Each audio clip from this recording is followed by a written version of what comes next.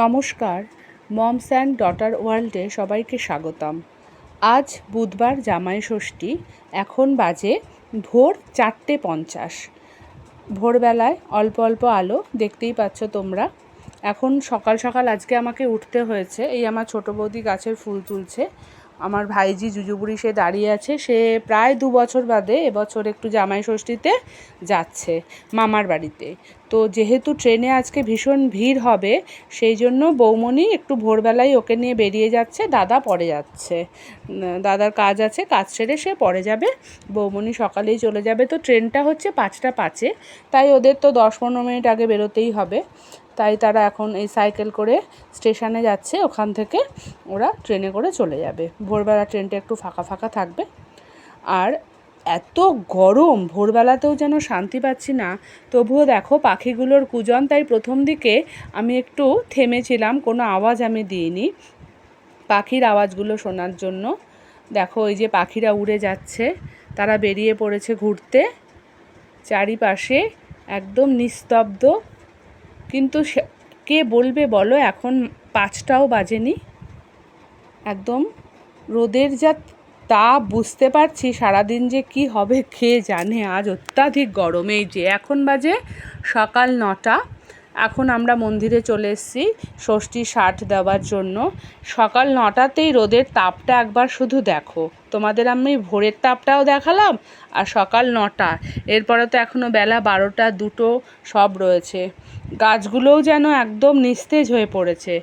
তবু ওই প্রচণ্ড রোদে সূর্যের তাপের মধ্যে সবুজ দেখতে কত ভালো লাগে। এই যে আমাদের শার্ট এক এক করে নিয়ে চলে এসেছি। আমি এবার শার্ট দেবো জুনকে। স্নান করেই ওকে আগেই বলেছিলাম মন্দিরে চলে আসবি। আমাদের পুজোটা মা মন্দিরেই করে। আগে ঠাকুরমশাই এসে করতো, তো উঠোনে হতো। আর এত রোদ, আর ঠাকুরমশাই ঠিকঠাক টাইম থাকে না। সে যদি বলে সকাল 7টায়, আসে 9টায়। তো সেই 7টা মানে সবাইকেই তো ভোর থেকে উঠে রেডি হতে হয় না। তো মা ঘরেই পুজোটা করে নেয়। আমাদের মন্দিরে সমস্ত পুজোই হয়। মা 4টে ডালা সাজিয়ে দিয়েছে। 3 জামাইয়ের জন্য একটা মায়ের ডালা, আর এখানে একটা ডালা আছে আমার জুনকে দেওয়ার জন্য, আর একটা আছে বড়দির।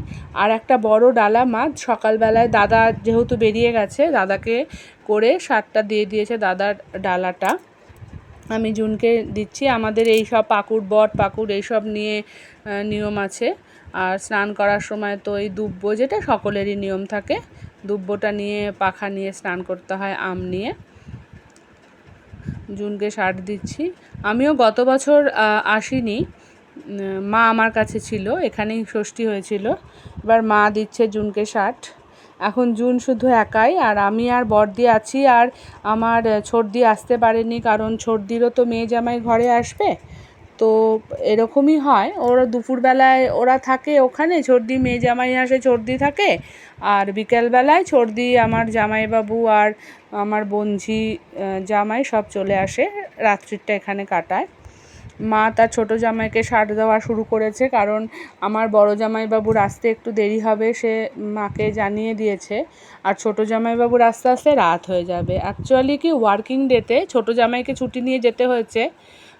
সে আগের কাজগুলো মানে ছুটিগুলো করে নেবে, তার সে অ্যাডজাস্ট করে নেবে। যেহেতু জামাই ষষ্ঠী, আর মা বলে অনেক বয়স হয়ে যাচ্ছে আমাদের, বাবারও শরীরটা খুব খারাপ। বাবা বলে তোমরা আসো, এটাই আমার আনন্দ। তো সেই কারণে আর কি ও এসেছে।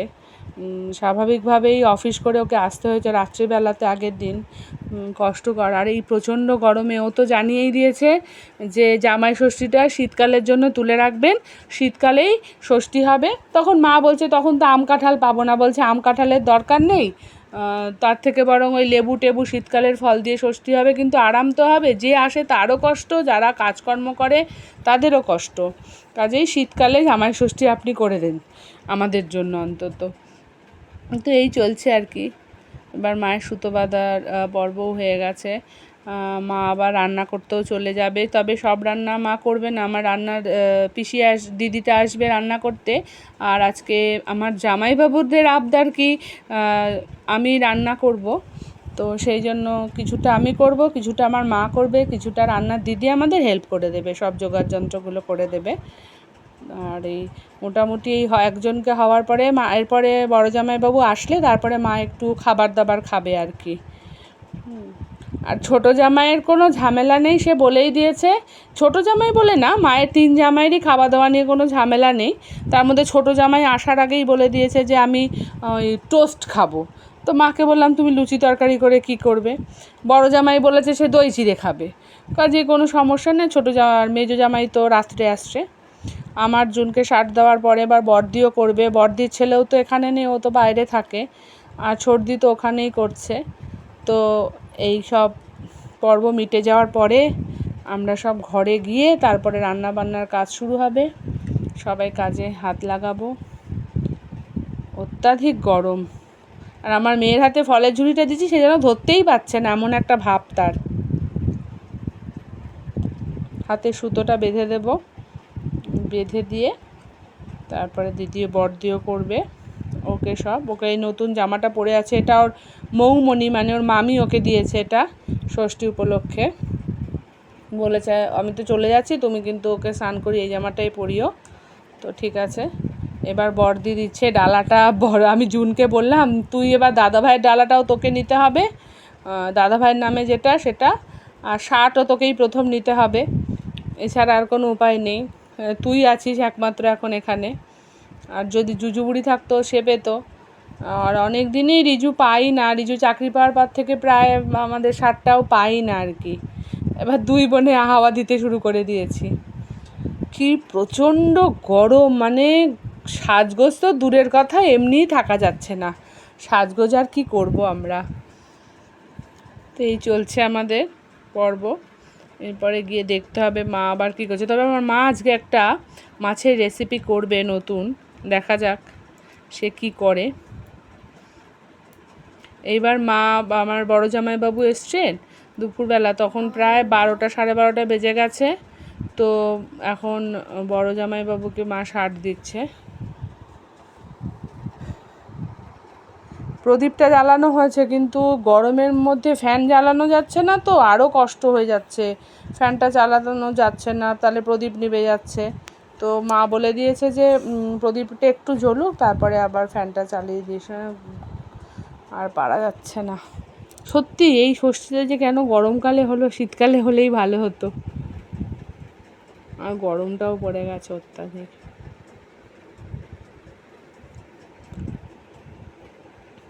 তবে এটার একটা আলাদা ব্যাপার থাকে শাশুড়িদের কাছে, জামাইদের একটা। শাশুড়িরাও খুব আনন্দ পায় জামাইদেরকে শার্ট।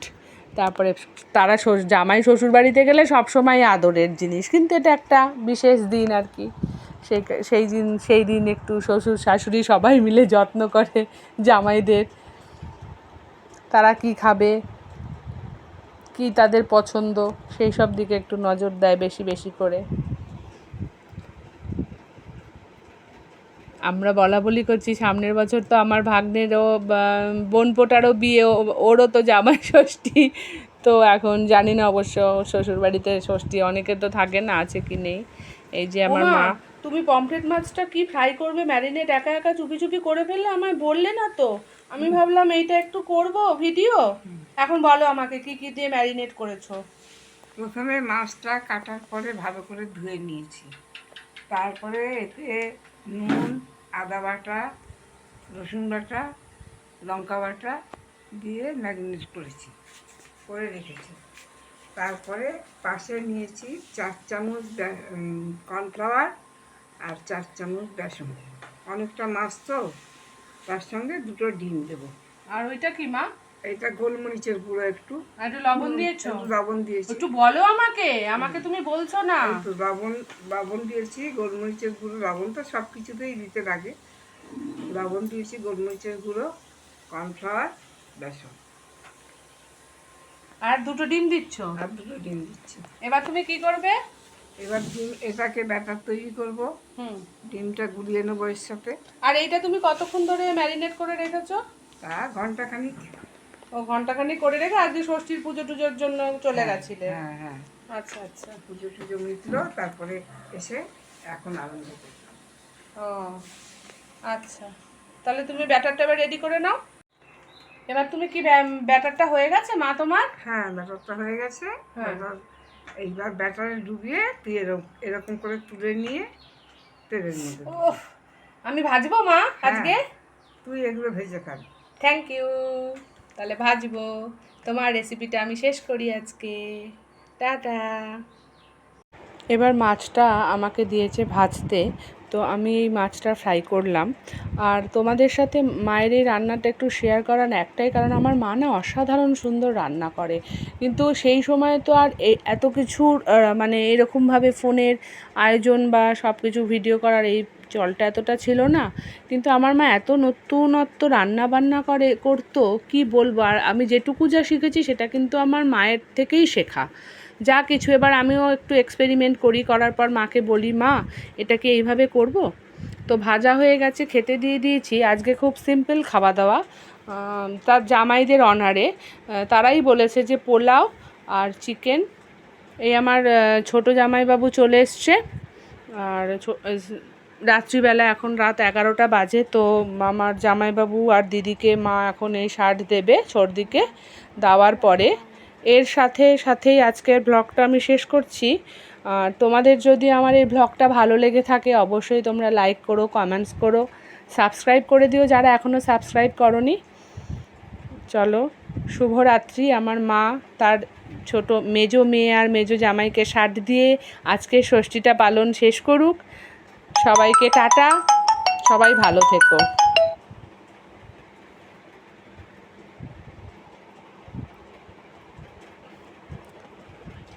মেজো জামাইকে এখন দিচ্ছে মিষ্টি টিষ্টি সব কিছু দিচ্ছে। আসলে জামাইবাবু বলেই দিয়েছিল কি আমার একটু রাত হবে, তো সেই কারণেই একটু রাত হয়ে গেল তার আস্তে আস্তে। ঠিক আছে, সবাইকেই তো কাজকর্ম সেরে আসতে হবে না? তো চলো, টাটা।